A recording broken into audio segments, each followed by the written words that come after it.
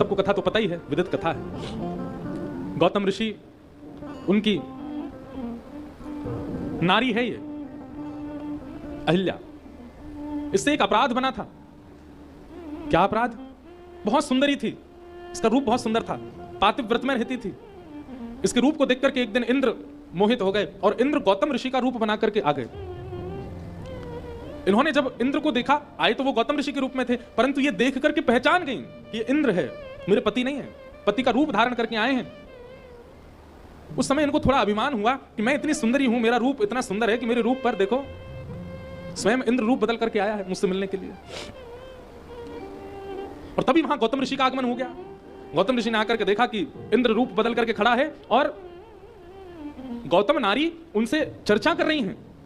अब ऋषि तो ऋषि हैं, वो देखते ही पहचान गए, बोले कि ये जानती थी, सबसे पहले तो इसका अपराध किया, मेरा रूप धारण करके इसको तो दंड देंगे ही, परंतु ये तो जानती थी, ये जानती थी कि ये मैं नहीं हूं, ये इंद्र रूप धारण करके आया है, फिर भी उससे चर्चा कर रही है। इंद्र को तो श्रापित कर ही दिया, पत्नी को भी श्राप दे दिया।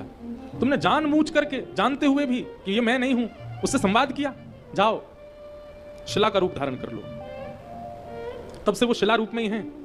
राघव जी, अगर आपकी चरण रज प्राप्त हो जाए तो ये मुक्त हो जाएंगी अपने इस अपराध से। राम जी तो इतने संकोच में आ गए, गुरु जी आप कैसी बात कर रहे हैं, हम तो कुमार बालक हैं, हम कैसे अपनी चरण रज पधरा दें। और गौतम ऋषि तो बड़े श्रेष्ठ ऋषि हुए, उनकी पत्नी भी श्रेष्ठा रही होंगी, हम तो अभी कुमार बालक हैं, हम कैसे अपनी चरण रज पधरा दें।